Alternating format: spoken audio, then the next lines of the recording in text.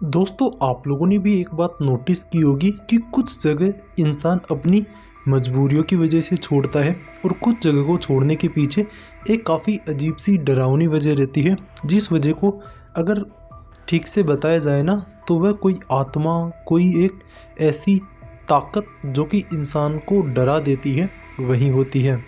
और आज की हमारी कहानी भी कोंकण के इलाके में एक जगह रहती है, एक बाड़ा रहता है उसी की। अब इस बाड़े की मैं बात करूं तो ये बाड़ा है एक फैमिली का, जिस फैमिली के अंदर राहुल नाम का लड़का रहता है। राहुल ने अपनी जो पढ़ाई थी बचपन से ही मुंबई शहर के अंदर की थी, जिसकी वजह से वह अपने गांव में ज़्यादा आता जाता नहीं रहता। वह बाद में बड़ा होता है और मुंबई के अंदर ही काफ़ी अच्छी उसकी जॉब भी लग जाती है। और जॉब लगने के बाद में वह अपने जो बाड़े के अंदर उसकी माँ रहती थी, और जो राहुल के पिताजी थे उनकी तो बचपन में ही डेथ हो गई थी जब राहुल बहुत छोटा था, जिस वजह से वह अपनी माँ को भी उस बाड़े को छोड़ के बम्बई अपने पास बुला लेता है। अब काफ़ी साल बीत जाते हैं। राहुल की इस बीच एक लड़की से मुलाकात होती है जो कि उसकी ऑफिस के अंदर ही काम करती है, नेहा नाम की लड़की। उसके बाद में राहुल की मुंबई के अंदर ही शादी हो जाती है। और ये सब चीज़ें इतनी जल्दी जल्दी हो रही थी कि करीब 5-6 सालों के बीच में जो उनका गांव के अंदर बाड़ा था उसको देखने के लिए इनमें से कोई भी नहीं गया। अब इसके बाद में क्या होता है, जो राहुल होता है ना, उसकी माँ की अचानक से तबीयत ख़राब हो जाती है। और उसकी माँ की तबीयत ख़राब होने के बाद में डॉक्टर बोलते हैं कि इनको काफ़ी गंभीर बीमारी हो गई है, और 2-4 महीनों के अंदर ही किसी गंभीर बीमारी की वजह से जो राहुल की माँ थी ना, उसकी भी डेथ हो जाती है। अब इसके बाद में जो राहुल था ना, वह अपने जॉब को करता रहता है कंटिन्यू, और उनकी शादी के बाद में एक 6 साल की बच्ची भी होती है जिसका नाम आरू रहता है। अब आगे कहानी ऐसे ही बढ़ती रहती है, उनकी ज़िंदगी चलती रहती है। इसी बीच में राहुल को एक ख्याल आता है एक दिन कि यार, हमारा गांव के अंदर एक काफ़ी अच्छा बाड़ा था ना, क्यों ना मैं उसको बेच दूं। क्योंकि जो राहुल था ना, उसको थोड़ी पैसों की ज़रूरत होती है, जिसकी वजह से वह ऐसे सोचने लग जाता है कि मेरी पैसों की जो ज़रूरत है वह उस बाड़े को बेचने से पूरी भी हो जाएगी।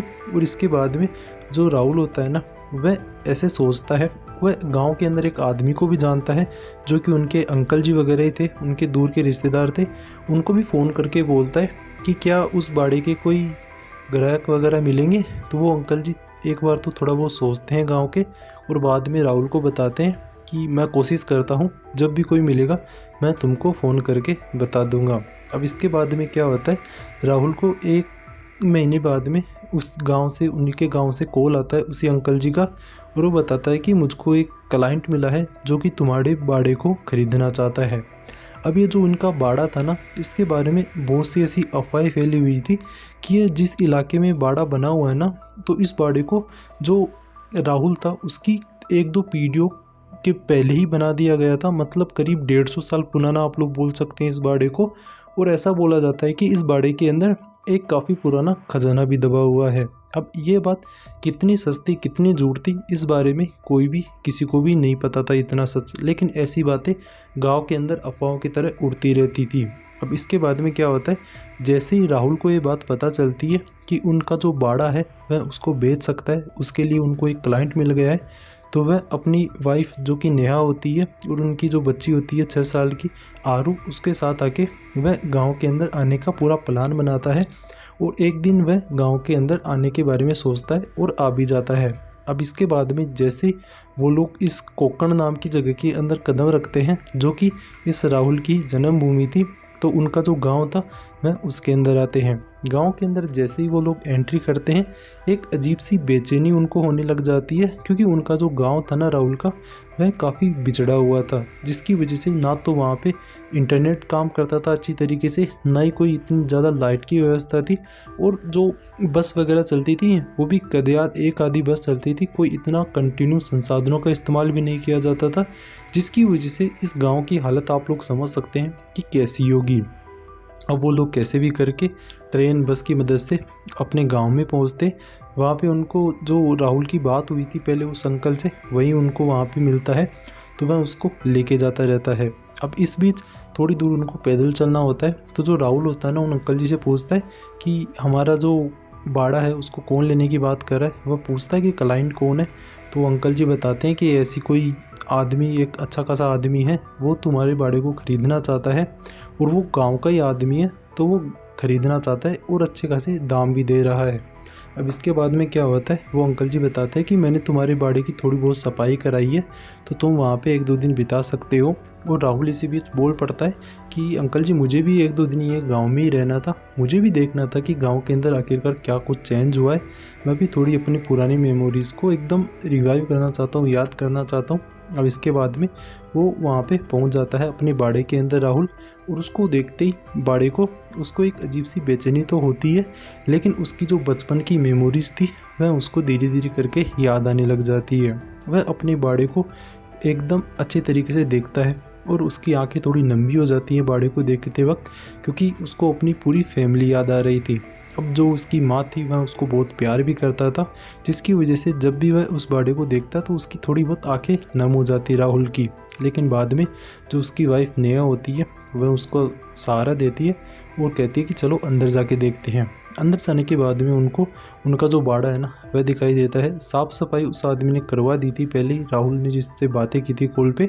अब ये जो पूरा बाड़ा है ना काफ़ी साफ़ सफाई वाला बन चुका है। अब इसके बाद में रात होती है, वो लोग खाना वगैरह खा रहे होते हैं, तभी एक अजीब सी चिल्लाने की आवाज़ बाहर से आती है। राहुल अचानक से खड़ा होकर बाहर जाके देखता है तो बाहर कोई भी नहीं था, बस कुछ कुत्तों के भौंकने की आवाज़ आ रही थी। और जो इनका बाड़ा था ना जस्ट उसके पीछे एक छोटा सा बगीचा भी बना हुआ था, जिसके अंदर थोड़े छोटे छोटे पेड़ लगे हुए थे, मतलब इंसान की हाइट से थोड़े बड़े ही थे, तो ऐसे पेड़ लगे हुए थे। लेकिन वहाँ पे रात के समय पे अगर कोई जाए ना तो उसको बहुत डर लगेगा। काफ़ी भयानक सा बाड़ा था, क्योंकि जो पीछे एरिया था ना वहाँ पे ना तो कोई लाइट की इतनी अच्छी व्यवस्था थी और काफ़ी एकदम सुनसान सी जगह थी वह इस घर के अंदर। अब इसके बाद में राहुल की फैमिली की यहाँ पे पहली रात होती है। वह वहाँ पे स्टे करते हैं, आराम करते हैं और रात के समय पे बातें करते करते ही सो जाते हैं।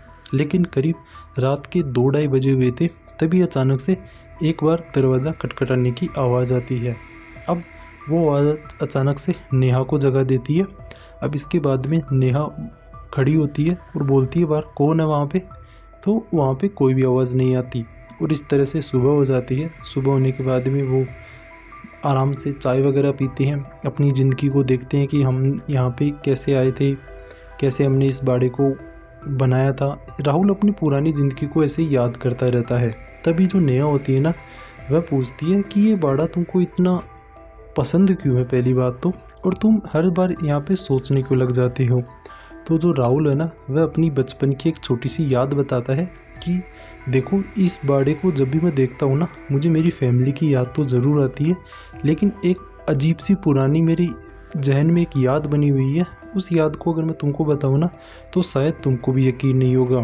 तो नेहा बोलती है कि बता के तो देखो, क्या पता मैं मान जाऊँ। तो इसके बाद में जो राहुल है ना वह बताता है कि करीब एक रात का समय था, 12 बजे हुए थे रात के। वह जो उनके घर के पीछे बाड़ा बना हुआ है ना जिसके अंदर कुछ पेड़ लगे हुए हैं जो कि काफ़ी घना सा है। अब वहाँ पे वह एक रात के 12 बजे एक आवाज़ का पीछा करता हुआ चला जाता है, क्योंकि वहाँ से उसको एक अजीब से खिलौने की आवाज़ आ रही थी, जैसे हाथ से नहीं छन छन करते ना वैसा कोई खिलौना था।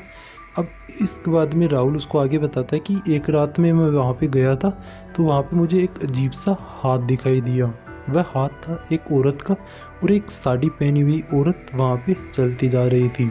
हैरानी की बात तो ये थी कि वह जैसे जा रही थी ना, जब अचानक से मेरी नज़र उसके पैरों पे पड़ी तो उसके पैर उल्टे थे।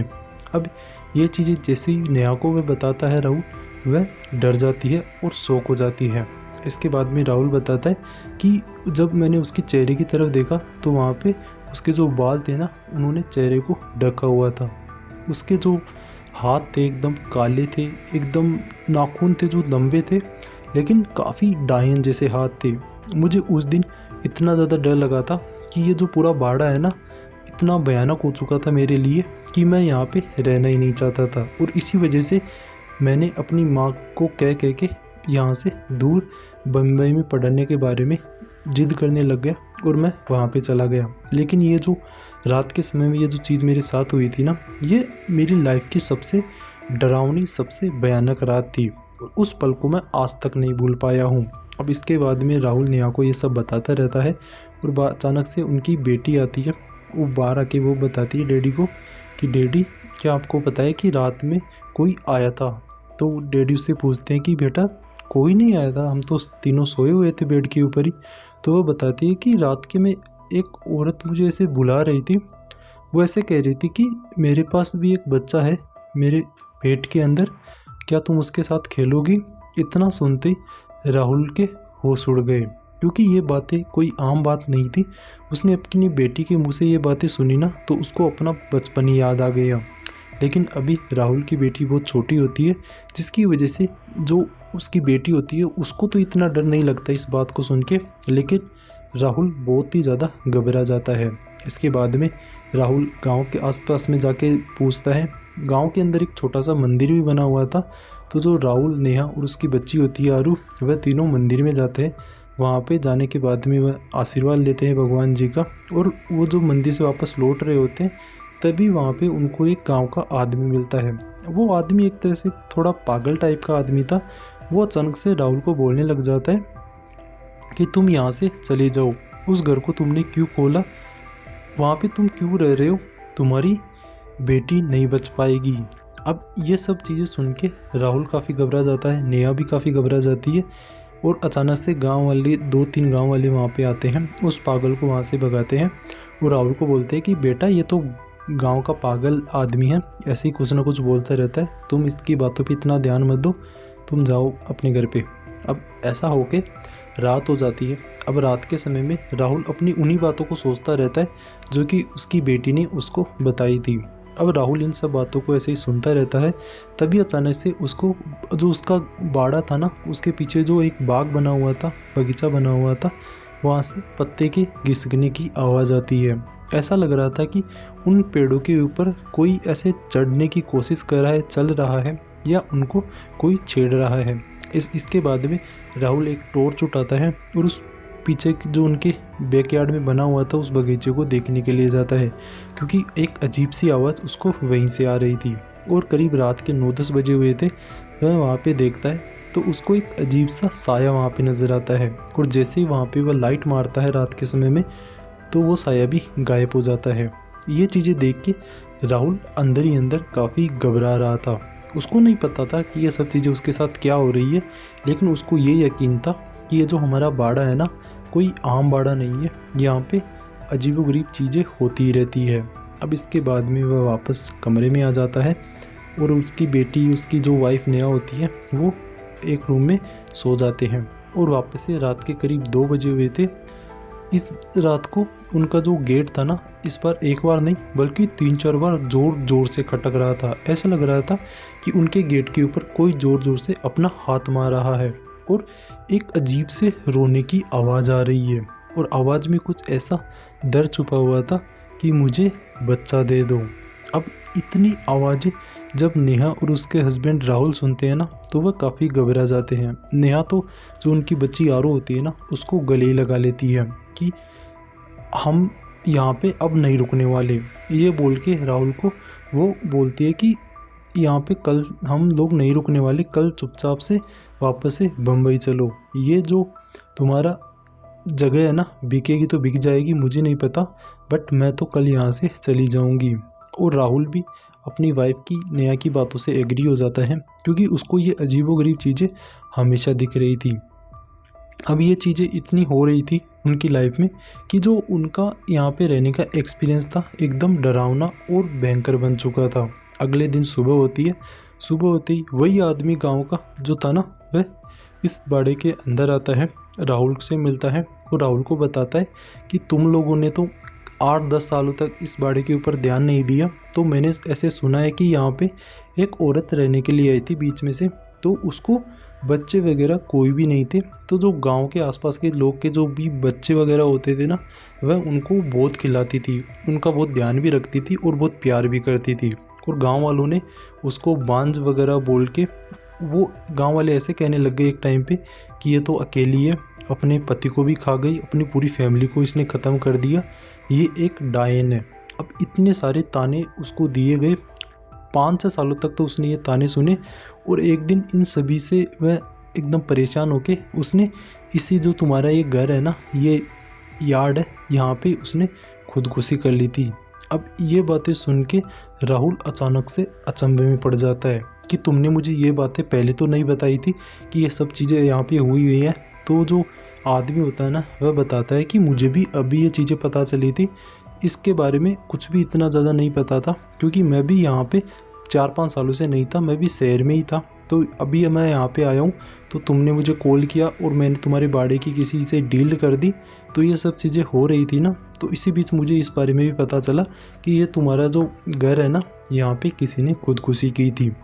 अब इतना सुनते राहुल उस आदमी को बताता है, गाँव वाले को, कि यार जब से हम लोग यहाँ पे आए ना, रात के 2-2:30 बजे यहाँ पे गेट खटखटाता है और एक अजीब से रोने की आवाज़ आती है एक औरत की, और वो एक अजीब से रोने की आवाज़ें बोलती है कि मुझे बच्चा चाहिए। तो तभी जो गांव का आदमी होता है वह भी बहुत ज़्यादा डर जाता है राहुल की ये बातें सुन के। अब इसके बाद में जो गांव का आदमी होता है वह राहुल को बोलता है कि तुम एक काम करो, अपनी फैमिली को ले जाके चुपचाप से बम्बई जाके रहने लग जाओ, और ये जो तुम्हारा घर है ना, ये जब बिकेगा ना तब मैं तुमको इन्फॉर्म कर दूंगा या बता दूंगा। अब तुम यहाँ पे नहीं रहो तो ही तुम्हारे लिए अच्छा रहेगा।